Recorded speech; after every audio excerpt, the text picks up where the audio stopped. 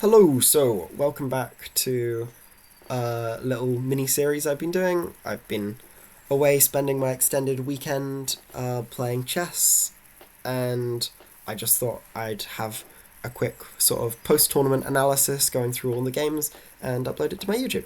Uh, this is the second part in that series.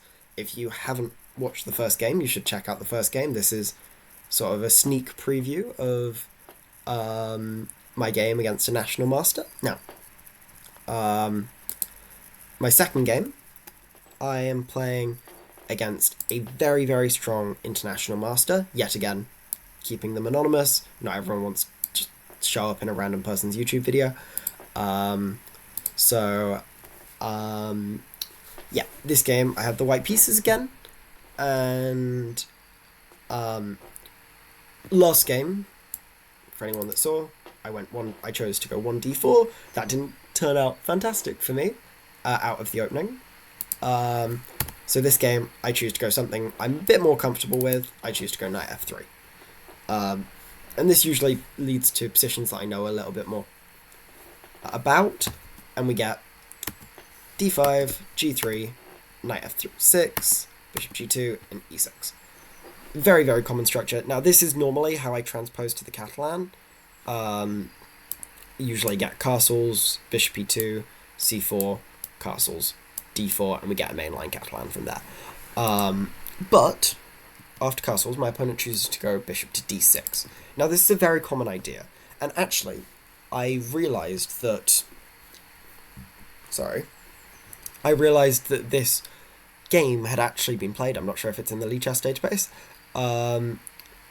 But after c4, this exact position actually arose in the candidates in the game between Sindarov and Andrei Sapenko. Sindarov has the black pieces and goes on to make a very, very, very comfortable draw. I'd actually done a little bit of preparation for my opponent. I'd seen that they sometimes play this bishop d6 idea, and I actually had watched that game beforehand. Now, the most common move in this position is to go... So I go for this c4 idea, but after castles, the most popular move, as you'll see, is this d4 move. And I was looking at this because I play the Catalan, so I thought I'd be reasonably comfortable with these kinds of ideas with the bishop on d6, but actually, the more I was looking at the lines, I was really quite uncomfortable with a lot of these positions and how they played it for white. So instead, I chose to go for this b3 move. Now, it's not the most critical idea.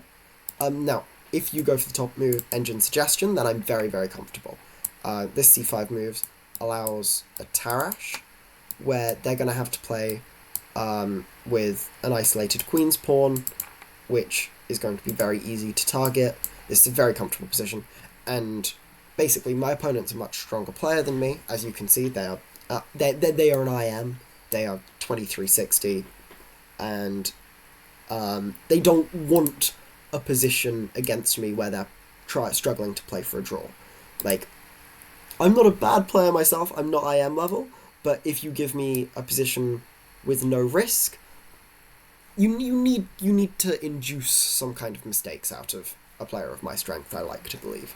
Like, you can't just sit back and wait for them to hang all their pieces.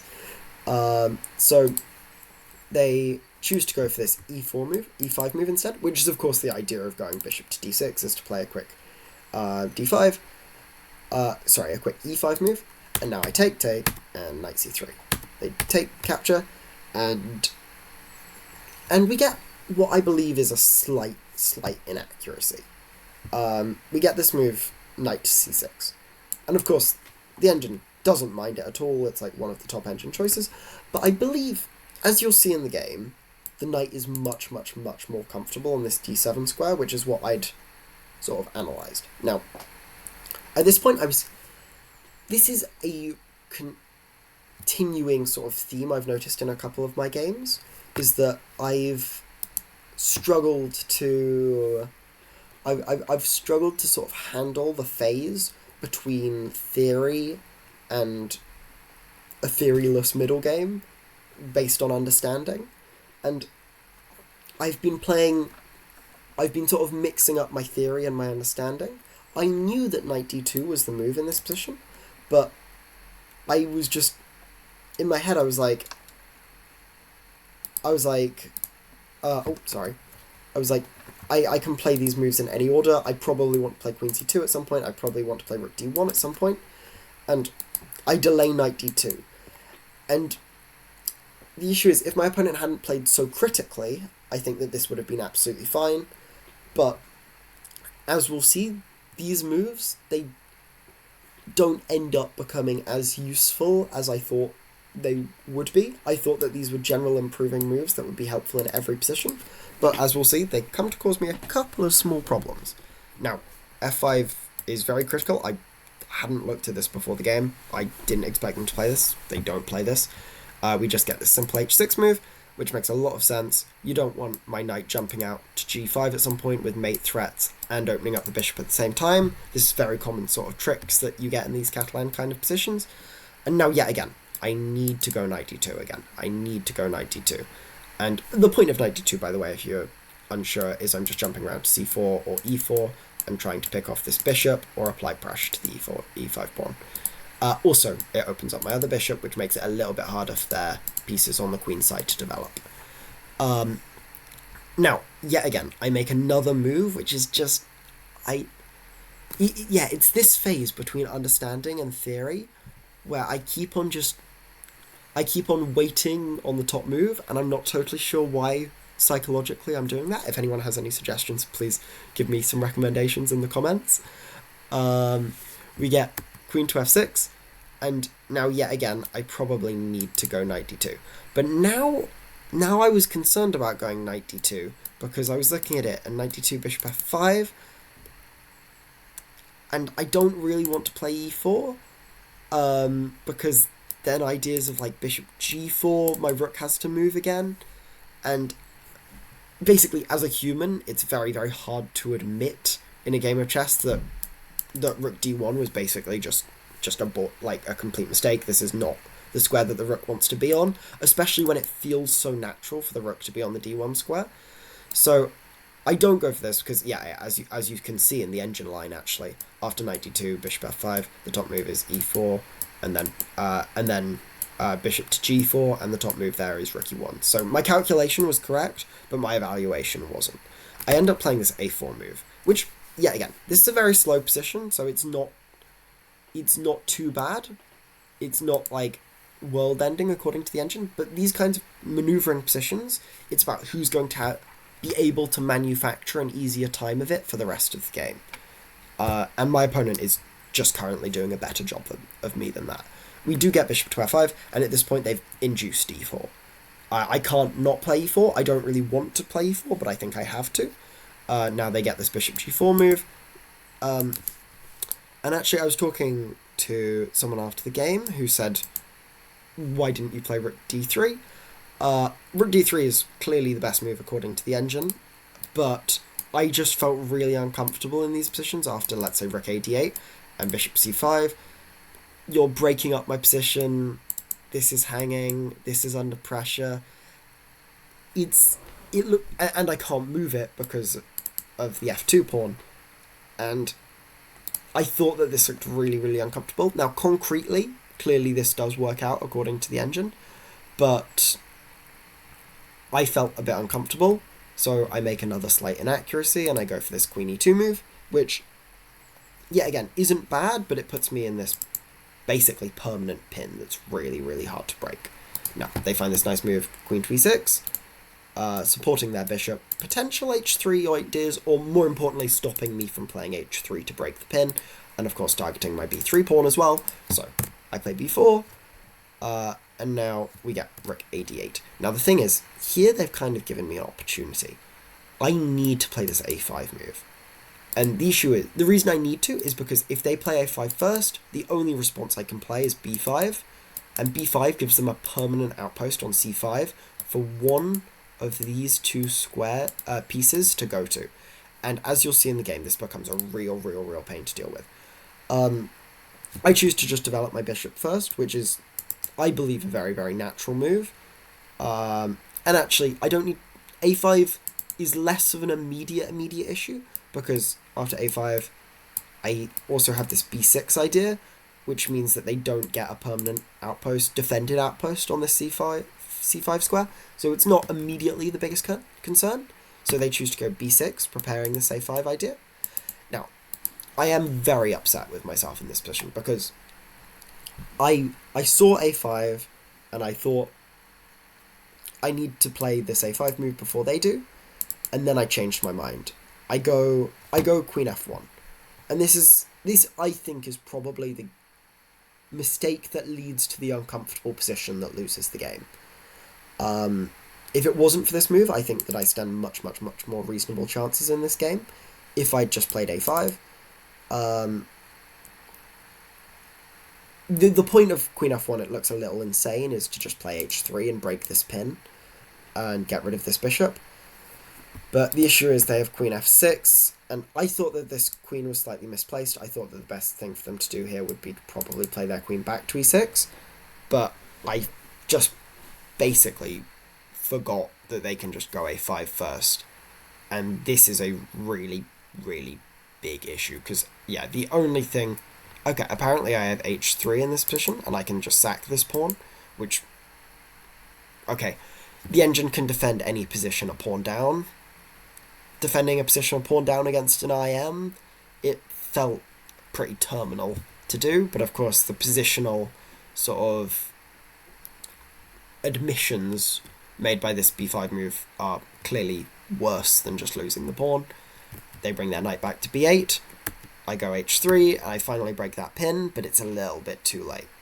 I bring my knight back to d2, and this is a slight inaccuracy, but I'm just trying to bring this knight round to a square where I can trade it off for the knight if it comes here. So my idea is to go like knight d2, knight d7, c4, knight c4, and then I need to defend the c4 pawn again, because otherwise they can... Sorry, not knight c4. They want to go bishop c4 to trade off the bishops first, and then they can plant their knight there. So I need to defend this pawn with a move like bishop f1 or rook dc1, and then I can play my knight to b3 and trade off all the pieces. That was my idea, that was my hope. So after knight d2, we get knight d7, c4, which is basically necessary to be able to bring my knight to b3. We get bishop to c5, and I play bishop to f1. And now they go bishop takes, and knight c4. And here, I panic. As you can see, we're getting a little bit low on time. Of course, if you're used to playing Rapid and Blitz, this is plenty of time. But in Classical... Well, okay, when you think about the fact that you started with an hour and a half, the fact that I've only got 12 minutes and 30 seconds is a bit concerning. 1, 2, 3, 4, by the way. Additionally, with this time control, I get an extra half an hour on move 40, but I'm 16 moves away from move 40, so I panic a little bit. My entire plan, as I've said the whole time, has been to go knight b3, and I was looking at this position and I was like, oh gosh, I can't play knight b3. Let me just turn off the engine for a second. I can't play knight b3 because it simply takes, and they win the pawn on a4, and I'm an idiot. And so, yeah, what I missed, and they've created a passed pawn, this is just a very troubling position. What I missed is that, apparently, according to the engine, after rook a1, they can't go knight b2. The knight's just getting trapped after a move like queen c3, which, of course, in retrospect makes a lot of sense.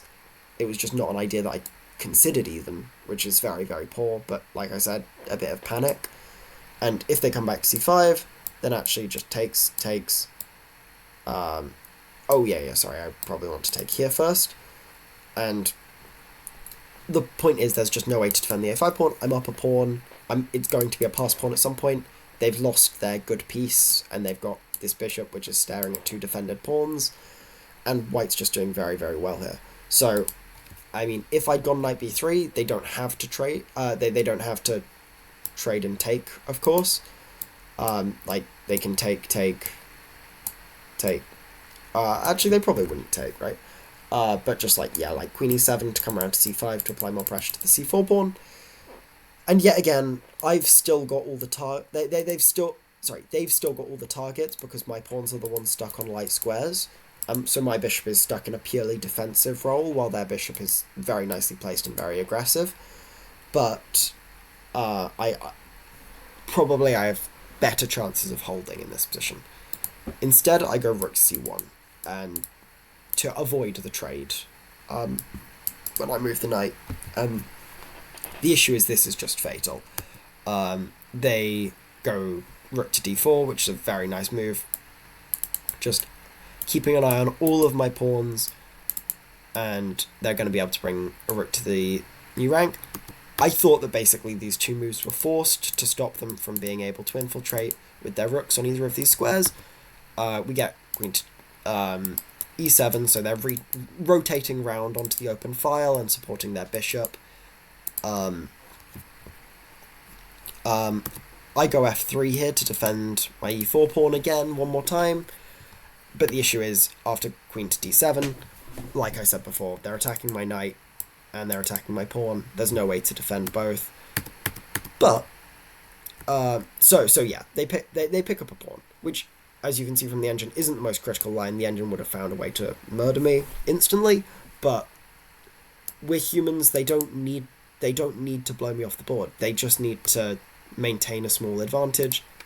This isn't a small advantage, but yeah, the thing is, there's no risk. They could have gone for, I'm sure, some kind of tactical ideas to blow me off the board, but this way they just get an advantage, they get an edge, they can maintain this position, and this is what much stronger players are able to do to people of my sort of level.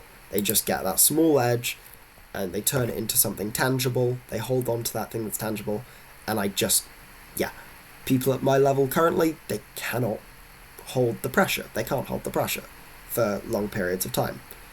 And actually, to be fair, strong players even struggle to hold the pressure for long periods of time.